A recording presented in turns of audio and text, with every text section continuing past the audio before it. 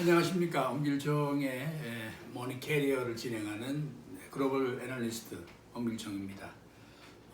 이 유튜브 방송은 글로벌 경제 소식들을 정리해드리고 또 그 중에서도 투자 정보나 사업 정보 등을 좀 간추려드리는데 목적을 두고 있습니다. 오늘은 이 투자에 관해서 좀 제가 이 문제를 쭉 다뤄온 입장이나 좀 말씀을 좀 나눠보고자 합니다. 이 돈의 미래의 가치를 다루는 일을 하다 보면 대개 두 가지 유형의 전문적인 투자 패턴을 볼 수가 있습니다. 하나는 좀 빠른 수익을 단기간에 높이 내고자 하는 유형의 투자자가 있습니다. 또 그런가 하면 또 한 투자자 유형은 자산을 좀 오래 가지고 있으면서 그 보유의 보람을 키우고자 하는 그런 유형들을 또 볼 수가 있습니다. 그런데 말씀이죠. 일반 투자자들은 이 두 유형에 어디도 분명히 속하지 않는 마치 바람 같은 존재라고도 볼 수 있겠습니다. 이리 불면 이리 쏠리고 또 저리 불면 저리 넘어지기도 하는 게 대체로 일반 투자자들의 성향으로 관찰이 되고 있습니다. 먼저 이 단기 수익형들은 주로 직업적으로 금융시장에서 일을 하고 있거나 또는 부동산 시장에서 일을 하고 있는 직업인들이 주로 이런 형태의 투자 패턴을 보입니다. 또 일부 소수이지만은 아주 큰 돈을 벌려는 흔히 말하는 벼락부자가 되고 싶어하는 공격적인 투기적인 투자자들도 대체로 이런 단기 수익형 모양을 보이게 됩니다. 요즘 우리에게 걱정이 되고 있고 사단이 난 그 일련의 사모펀드나 헤지펀드의 운용자들이 대개 그런 목표를 가지고 일을 하거나 또 창업을 하기도 합니다. 학교에서는 학생들에게 이런 일에 쓰라고 가르쳐주는 분야는 투자공학이라는 것들을 연구해서 사회론에 보내고 있습니다만은 사실 이 투자공학이 지난 글로벌 금융위기를 일으켰을 정도로 굉장히 위험한 학문이었음을 말씀드리지 않을 수가 없습니다. 반면에 아주 소수이긴 합니다만은 자기가 좋아하는 자산을 잘 보고 있다가 여윳돈만 생기면 꾸준히 사모으는 투자자들이 있습니다.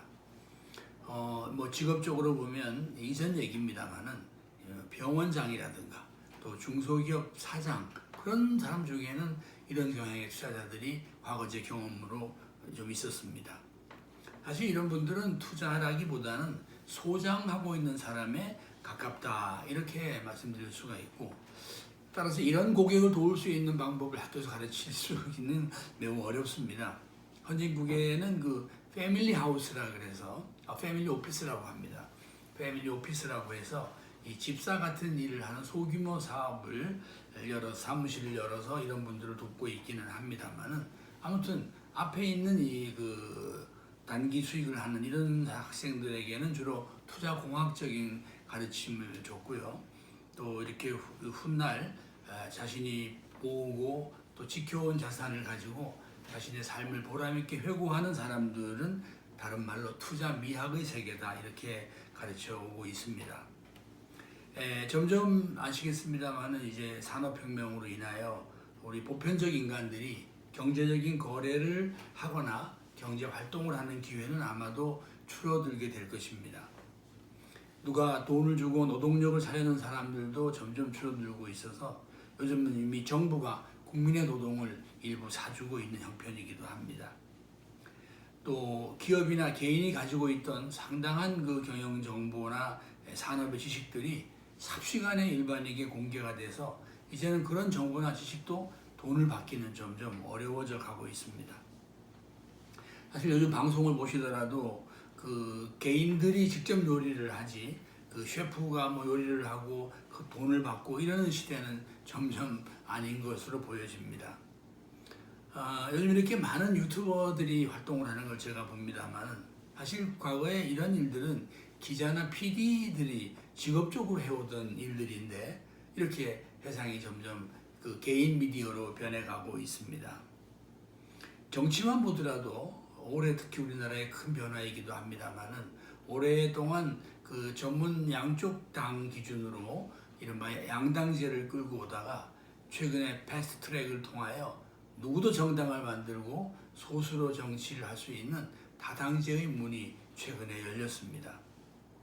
과연 이런 상황에서 사람들은 어떻게 미래를 준비하고 오늘을 살아가야 할지, 또 어떻게 중심을 잡아야 할지 참 오리무중이 아닐 수가 없습니다. 그런데 이 돈을 중심으로 제가 다루는 분야가 그쪽이라서 말씀을 드려보면은, 대체로 이제 부유층이라고 하는 사람들은 그 과학의 지식 또는 투자의 미학을 중심으로 자산을 운영할 가능성이 매우 높아지게 되고요. 평범한 사람들은 아마도 사회적 움직임에 자신을 좀 더 맡기게 되는 이런 변화를 생각을 해봅니다. 최근 들어서 그런 면에서 과학과 미학을 좀 더 공부를 하시면 투자에 도움이 될 거다 이런 생각은 듭니다만은, 이 분야의 세계가 일반인들이 학문적으로 접근하기가 어렵기도 하고 아주 심오한 측면이 있습니다.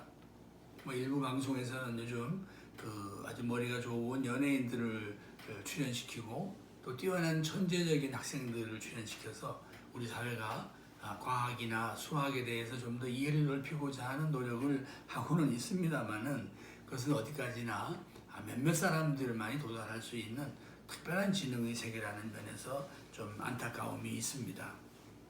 그런 측면에서 바라볼 때 우리가 단기적으로 주가의 흐름이나 부동산 가격을 예측하고 대응한다는 것은 가면 갈수록 더욱 어렵고 또 해서는 안 될 일이라고 저는 생각을 합니다. 할 수가 있다면 마치 우리가 그 먼 곳에 있는 산을 감상하듯이, 또는 하늘에 떠 있는 구름을 감상하듯이 멀리 보고 미학적인 기쁨으로 자산을 보유하거나 또는 조금씩 모아가는 일들은 저는 충분히 할 만한 일이라고 생각을 합니다.